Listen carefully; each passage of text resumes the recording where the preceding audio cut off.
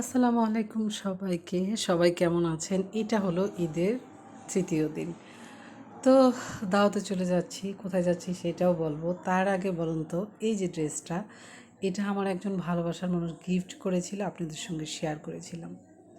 কমেন্টে অবশ্যই জানাবেন কে গিফট করেছিল। চলেন এটা দেখতে থাকেন ভিডিওটা। আমিও হলো কাজ করতে থাকি, কি কি পরবো সেটা দেখাইতে থাকি, আর কি কি কোথায় গেলাম সব শেয়ার করব আজকের ভিডিওতে। আপনারা কিন্তু কমেন্টে জানাবেন। তো চলেন আপনাদের সঙ্গে সুন্দর একটা কথা শেয়ার করি। এটা হলো মাটির ব্যাংক। আমার ঘরে সবসময় এরকম একটা ব্যাংক থাকে, ভরে যায় আবার ভাঙি। তো আর আমার একটা জিনিসের প্রতি নেশা কি জানেন? উম, মানে এটা দুর্বলতা। সেটা হলো নতুন টাকা। নতুন টাকা দেখলেই সেই টাকা আমি রাখবই ব্যাংকে। আর আগে কি করতাম, নতুন টাকা নিয়ে নিয়ে আমার একটা ডায়েরি আছে, সেই ডায়েরিতে সুন্দর করে ভাঁজ করে রাখতাম, সোজা করে, যাতে ভাঁজ না পড়ে। কিন্তু পরেক্ষণেই দেখি সেই টাকাটা আমার খরচ হয়ে যায়। এই জন্য এরপর থেকে নতুন টাকা আর ওইভাবে ডায়েরিতে জমাই না, আমি সব হলো এই আমার মাটির ব্যাংকে জমাই।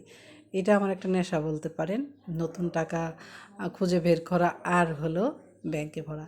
আমার গতকালকে যে সালামি ছিল সেগুলো আমি ব্যাংকে ভরে ফেলছি। এখন যে বাচ্চারা সালামি পাইছিল নতুন টাকা, সেগুলো নিলাম।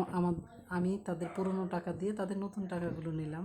এগুলো হলো ব্যাংকে রাখবো। কার কার ব্যাংকে এরকম টাকা রাখার নেশা বলেন তো? আমার কিন্তু খুব ভালো লাগে। ঈদের পরের দিন যখন পার্কে গেলাম, একটা ব্যাংক খুঁজছি এরকমই, কিন্তু অনেক দাম চাইলো, এর জন্য নেই নাই, কারণ এই ব্যাংকটা আমার প্রায় ভরে গেছে।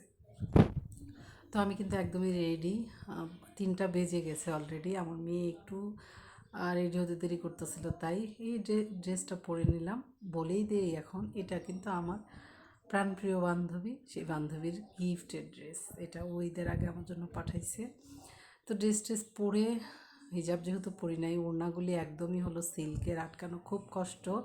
তো রেডি হয়ে মা মেয়ে দুজনে এখনই বের হয়ে যাব। তো বের হয়ে চলে যাচ্ছি। দেখেন রাস্তাঘাট একদমই ফাঁকা, কারণ ঈদের পরে তো সবাই ঈদের 2 দিন পর পর্যন্ত ঘোরাঘুরি করে। তার মধ্যে হলো শহরের বাড়িতে দেখা যায় অর্ধেকই গ্রামের বাড়িতে চলে গেছে। আর এই যে এলাকায় যাচ্ছি, এটা আমার বোনের বাড়িতে যাচ্ছি। এই এলাকায় আমি প্রায় 5 বছর ছিলাম। এই এলাকার প্রতি অন্যরকম একটা ভালোবাসা। এলাকাটা অনেক ভালো, আর বাসাটাও অনেক ভালো। তবে 4 তলার জন্য ছাড়তে হয়েছে। এই যে আমার পাগলু, আমার সোনা পাখিটা, ও কিন্তু সকালবেলায় চলে আসছিল। আমার ছেলেটা আমার বোনের বাসায় চলে আসছি। তো খাবারে কি কি মেনু ছিল সেটা আপনাদের সঙ্গে আজকে শেয়ার করবো। দুলাভাই আগে ফোন করে বলছে বড় মাছ খাবি না ছোটো মাছ? আমি বলছি না, বড় মাছ খাবো না। তো ছোটো মাছ, পাট শাক, সজনা দিয়ে ডাল, গরুর মাংস, সাথে হলো শুটকি ভর্তা ছিল, আর রোস্টও ছিল। এই তো শুটকি ভর্তা, সেটা আর আপনাদের সঙ্গে শেয়ার করা হয়নি। খাওয়া দাওয়া করে আর বেশিক্ষণ বসি নেই, বাসায় চলে আসছি। তো ভিডিওটা কেমন লাগলো জানাবেন। আল্লাহ হাফেজ সবাইকে।